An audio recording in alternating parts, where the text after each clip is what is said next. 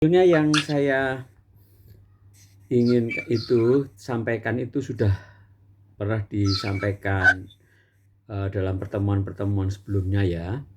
Itu formula Cito, masih ingat nggak? CHITO. Dan rupanya dulu kita pernah sepakat untuk membuat diskusi lanjutan gitu. Dan ternyata pada saat pandemi itu manjur. Saya merasakan itu. Kalau kita punya catatan, itu apa saja yang kita ingin catat, kita kerjakan maupun yang masih kita rencanakan, atau catatan kesehatan, terutama kalau sudah di atas 60 ya seperti saya itu, harus ada catatannya kesehatan tuh. Kalau tensinya turun atau suhu badannya panas, itu bisa dicatat hari ini tensinya buruk atau baik. Ya, dan teman-teman dulu waktu itu kita sepakat coba kita mengadakan review bulanan, catatannya ada apa enggak, apa peristiwa-peristiwa yang penting dalam bulan ini, masuk rumah sakit, anak misalnya sakit dan sebagainya, atau dapat hadiah, dicatat. Yang kedua, hobi. Hobi itu secara umum kita harus punya, yaitu olahraga atau kesenian. Kesenian ini bisa macam-macam, bisa nyanyi, bisa ya melukis, bisa macam-macam. Malah sekarang ini yang saya lihat tuh ada main layang-layang di malam hari, pakai lampu, layangannya bagus sekali dan sebagainya. Hobi ini adalah sumber kegembiraan.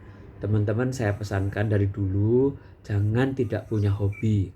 Sejelek apapun, sedikit apapun, milikilah hobi. Karena pada waktu pandemi, pada waktu sulit, hobi ini akan mendorong kita. Bahkan seringkali kalau hobinya kuliner gitu, atau hobinya travel gitu, bisa piknik kemana-mana dan terdorong untuk mencari nafkah tambahan supaya bisa pergi menyelam di Raja Empat dan sebagainya. Itu hobi-hobi sekarang kan hebat-hebat.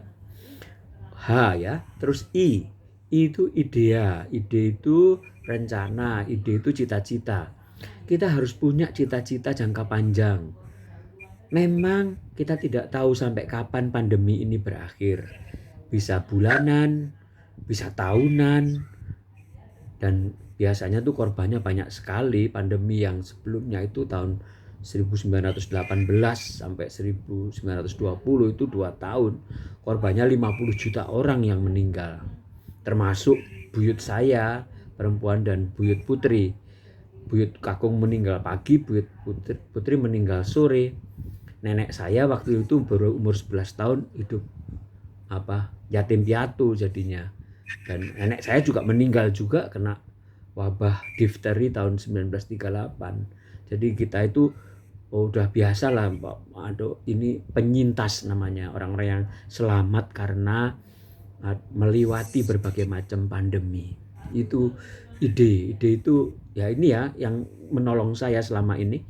Saya diminta banyak sekali bicara dan menulis, membuat buku-buku tentang kenangan wabah, puisi wabah, esai wabah, cerpen wabah dan sebagainya. Itu ada 6 atau 5 lah bukunya yang sudah keluar, terbit di mana-mana. Di Aceh itu sampai banyak sekali yang membaca, sampai 21.000 orang dalam seminggu. Itu website. Yaitu I. Tadi teman-teman jangan sampai hidup tanpa idea. Terus yang keempat itu T ya, tabungan. Tabungan ini memang seringkali pada waktu kita mendapat uang itu diabaikan. Lagi perlu ini, perlu itu. Ternyata setelah ada suasana buruk begini, tabungan itu yang bisa paling bicara gitu. Kan kita tidak tahu ada pemutusan hubungan kerja, ada tiba-tiba sakit, ada apa-apa itu. Jadi kalau kita ketemu lagi, nanti coba kita track ya, kita sharing, kita bagikan. Apakah kita sudah punya tabungan? Bentuknya apa? Bentuknya tidak selalu uang, ada juga yang piaraan burung aja bisa menyelamatkan. Itu saya ingat tuh, adik sepupu saya itu hidup dari tabungan burung kenari. Satu burung kenari dijual tiap hari, tiap minggu, akhirnya bisa hidup ngelewatin kesulitan. Itu T ya. Terus yang terakhir O. O itu organisasi. Kita punya komunitas.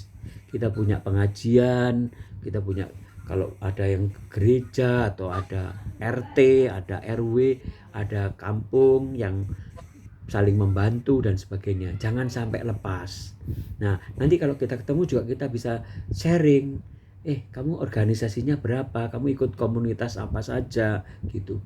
Nah, sekarang ini komunitas yang paling banyak itu kan WA group. Tidak ada satu orang pun saya kira di tempat kita ini yang tidak ikut WA group. Ada WA group alumni sekolah, ada WA group di gereja, di pengajian, ada WA group macam-macam. Dan itu saya kira sangat menguntungkan karena kita bisa bercurhat, saling tukar pikiran. Saya kira itu Cito, C catatan, H hobi, I idea, T tabungan, dan O organisasi. Mungkin kalau ada yang ingin bertanya, ingin lupa ini, sekarang ini silakan. Boleh ada yang tanya silakan. Mungkin saya bisa jawab.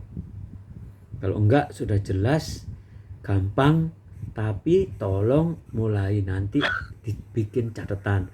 Kalau perlu ya belilah buku ya, buku sendiri tebal gitu. Karena buku ini yang akan berbicara mengenai kita masing-masing. Orang itu akan dikenal dari catatannya. Semakin bagus catatannya, biasanya semakin ya dalam tanda petik berjasa untuk siapa? Untuk orang lain. Karena semua kesulitan-kesulitannya dicatat, bagaimana cara mengatasinya dan sebagainya. Saya kira itu. Terima kasih sudah kumpul.